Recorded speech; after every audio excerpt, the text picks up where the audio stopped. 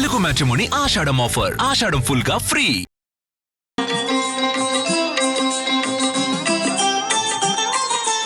నమస్కారం. శ్రావణ మాసంలో వచ్చే మొదటి శుక్రవారం సందర్భంగా శ్రీ మహాలక్ష్మీదేవిని ప్రత్యేకంగా అర్చన చేస్తే లక్ష్మీ కటాక్షానికి సులభంగా పాత్రలు కావచ్చు. పద్మపురాణంలో చెప్పిన విధంగా గంధం రాసిన మారేడు దళాలతో లక్ష్మీదేవి చిత్రపటానికి పూజ చేస్తే లక్ష్మీ కటాక్షం తొందరగా లభిస్తుంది. అలాగే లక్ష్మీదేవికి జలం అంటే కూడా ఎంతో ప్రీతిపాత్రం కాబట్టి శుద్ధ జలాలతో అభిషేకం చేయాలి.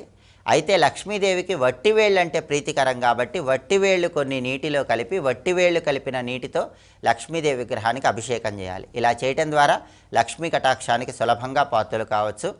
శ్రావణ శుక్రవారం సందర్భంగా విగ్రహం ఉన్నవాళ్ళు ఈ విధంగా లక్ష్మీదేవి విగ్రహానికి అభిషేకం చేయాలి. విగ్రహం ఇంట్లో లేని వాళ్ళు చిత్రపటం ఉన్నవాళ్ళైతే కనుక గంధం రాసిన మారేడు దళాలతో లక్ష్మీదేవి చిత్రపటానికి అర్చన చేస్తే లక్ష్మీ కటాక్షం సులభంగా కలుగుతుంది. అలాగే పాలతో చేసినటువంటి పాయసం లక్ష్మీదేవికి నైవేద్యంగా సమర్పించి దాన్ని ప్రసాదంగా స్వీకరించి అందరికీ పంచిపెట్టడం ద్వారా కూడా లక్ష్మీ కటాక్షం కలుగుతుంది. అలాగే కుంకుమ పువ్వు రంగులో ఉన్న కుంకుమను చంద్ర అంటారు. ఇది లక్ష్మీదేవికి చాలా ప్రియం. ఈ చంద్రతో గనక లక్ష్మీదేవిని అర్చన చేస్తూ లక్ష్మీ అష్టోత్తరం చదివితే శ్రావణ శుక్రవారం సందర్భంగా లక్ష్మీదేవి విశేషంగా అనుగ్రహిస్తుంది. అలాగే ఈరోజు కొన్ని ప్రత్యేకతలు ఉన్నాయి. వాటిలో మొట్టమొదటి ప్రత్యేకత అన్నవరం క్షేత్రంలో సత్యదేవుని ఆవిర్భావోత్సవం జరిగిన రోజు. ఈ సందర్భంగా సత్యనారాయణమూర్తికి సంబంధించిన ఒక శక్తివంతమైన మంత్రాన్ని ఇంట్లో దీపారాధన చేశాక 21 సార్లు పఠించాలి. ఆ మంత్రం ఏంటో ఇప్పుడు మనం చూద్దాం. ఓం సత్యదేవాయ విద్మహే నారాయణాయ ధీమహి తన్నః సత్యః ప్రచోదయాత్. దీన్ని సత్యనారాయణ స్వామివారి గాయత్రి మంత్రం అంటారు. అన్నవరం క్షేత్రంలో సత్యనారాయణ స్వామివారి ఆవిర్భోత్సవం సందర్భంగా ఈ సత్యనారాయణ గాయత్రి మంత్రాన్ని ఇంట్లో పఠించినట్లయితే సత్యనారాయణ స్వామి సంపూర్ణమైన అనుగ్రహానికి సులభంగా ప్రతి ఒక్కరూ పాత్రలు కావచ్చు.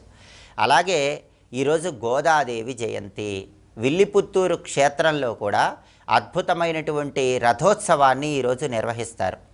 గోదాదేవి జయంతి సందర్భంగా గోదాదేవికి సంబంధించిన ఒక శక్తివంతమైన మంత్రాన్ని కూడా ఇంట్లో దీపారాధన చేశాక 21 సార్లు పఠించాలి. ఆ మంత్రం ఏంటో ఇప్పుడు మనం చూద్దాం. ఓం గోదాయై విద్మహే విష్ణుచిత్త సుతాయై ధీమహి తన్నో ఆండాళ్ ప్రచోదయాత్. దీన్ని గోదాదేవి గాయత్రి మంత్రం అనే పేరుతో పిలుస్తారు. గోదాదేవిని ఆండాళ్ తల్లి అనే పేరుతో ఎందుకు పిలుస్తారంటే ఆండాళ్ అంటే ఉద్దీపకురాలు అనే అర్థం ఉంది. శ్రీకృష్ణ తత్వాన్ని ప్రచోదనం చేసింది కాబట్టి ఆవిడని ఆండాళ్ తల్లి అనే పేరుతో పిలుస్తారు. కాబట్టి ప్రధానంగా శ్రావణ శుక్రవారం సందర్భంగా లక్ష్మీ పూజలు చేయటంతో పాటుగా అన్నవరం సత్యదేవుని ఆవిర్భోత్సవం సందర్భంగా ఏ మంత్రాన్ని పఠిస్తే అద్భుత ఫలితాలు కలుగుతాయో ఇంకొకసారి చూద్దాం. మరి ఓం సత్యదేవాయ విద్మహే నారాయణాయ ధీమహి తన్నః సత్యః ప్రచోదయాత్.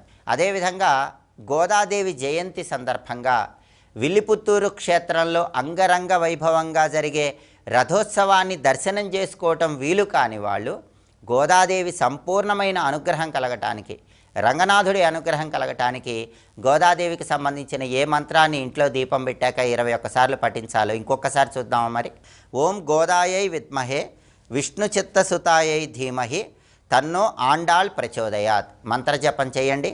సమస్త శుభ ఫలితాలు సిద్ధింపజేసుకోండి. స్వస్తి.